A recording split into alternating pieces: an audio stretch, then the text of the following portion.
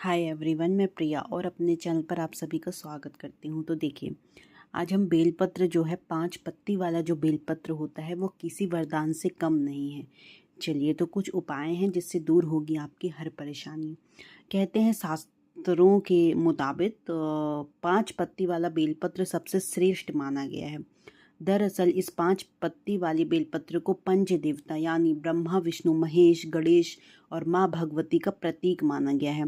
इसलिए कहा गया है कि यदि शिव जी को 5 पत्ती वाला बेलपत्र अर्पित किया जाए तो वह तुरंत प्रसन्न होकर आशीर्वाद देते हैं। शिव पुराण में बेलपत्र का विशेष महत्व बताया गया है।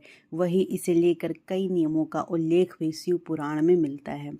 माना जाता है कि आप कितनी भी श्रद्धा से भोलेनाथ की पूजा अर्चना कर लें, लेकिन यदि बेलपत्र नहीं चढ़ाया तो शिव जी की यह पूजा अधूरी मानी जाएगी। ऐसे में शिव पूजा का पूरा फल पाने के लिए आपको बेलपत्र को शिव पूजा में अनिवार्य बताया गया है। यहाँ आपको बता दें कि शास्त्रों में 5 पत्तों वाला बेलपत्र सबसे शुभ और चमत्कारी बताया गया है। इस बेलपत्र का शिव पूजा में विशेष महत्वपूर्ण माना गया है।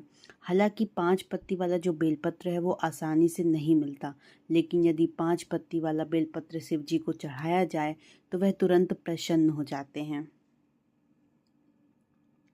शास्त्रों में यह भी बताया गया है कि जो 5 पत्ती वाला बेलपत्र है उसको सबसे श्रेष्ठ माना गया है। दरअसल इस 5 पत्ती वाले बेलपत्र को पंच देवता यानी ब्रह्मा, विष्णु, महेश, गणेश और माँ भगवती का प्रतीक माना गया है। इसलिए कहते हैं कि यदि शिव जी को 5 पत्ती वाला बेलपत्र अर्पित किया जाए तो वह तुरंत प्रसन्न होकर आशीर्वाद देते हैं और हर मनोकामना भी पूरी करते हैं।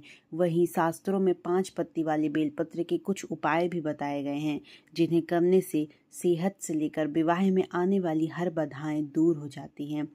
बेलपत्र के कुछ उपाय हैं जो आप ज़रूर आजमाएं। देखिए, सबसे पहली बात यह कि 20 साल बाद कुछ बहुत ही शुभ योग बन रहे हैं, तो आप महाशिवरात्रि के दिन अवश्य पूजा करें और व्रत रखें। आपकी जो भी मनोकामना होगी वो अवश्य ही पूरी हो जाएगी। सोमवार के दिन सुबह स्नान के बाद शिव जी पर बेलपत्र के 5 पत्तों के साथ दूध व शहद चढ़ाएं। ऐसा करने से आपकी सभी मनोकामनाएं पूरी हो जाएंगी। आपको यह उपाय 11 सोमवार तक करना होगा। हर सोमवार को अपनी मनोकामना दोहराते हुए आप शिव जी को 5 पत्तों वाला बेलपत्र, दूध और शहद चढ़ाएं। इससे आपकी मनोकामना जल्द ही पूरी हो जाएगी। देखिए, अगर आपको सेहत से लेकर दिक्कत है या कोई घर में सुख समृद्धि नहीं आ रही है, धन परेशानियां हो रही हैं, तो आपको महाशिवरात्रि के दिन बेलपत्र अवश्य चढ़ाकर और अपने शिव जी से बोलना है आपको, तो आपकी हर जो मनोकामना है वो पूरी ही हो जाएगी।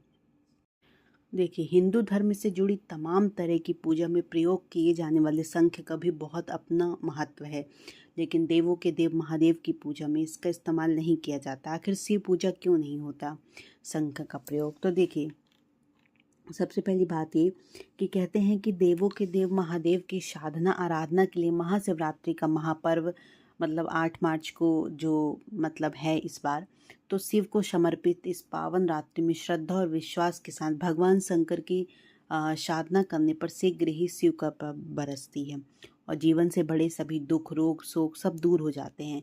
सभी मनोकामना को पूरा करने वाले महाशिवरात्रि के पावन व्रत पर जब भी आप शिव जी की पूजा करें तो उसमें शंख का प्रयोग भूलकर भी ना करें, अन्यथा भगवान शिव की कृपा की जगह आपको बहुत कोप भी झेलना पड़ सकता है।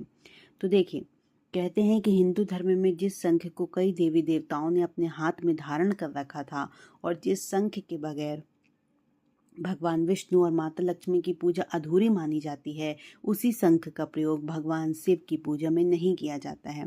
कहते हैं ब्रह्म वैवर्त पुराण की कथा के अनुसार एक बार राधा रानी किसी कारणवश गोलोक में चली गई थी। उसके बाद जब भगवान श्री कृष्ण विरजा नाम की सखी के साथ विहार कर रहे थे तभी उनकी वापसी होती है, और जब राधा रानी भगवान श्री कृष्ण को विरजा के साथ पाती हैं तो वे कृष्ण एवं विरजा को भला बुरा कहने लगती हैं और स्वयं को अपमानित महसूस करने के बाद विरजा नदी बनकर बहने लगती हैं।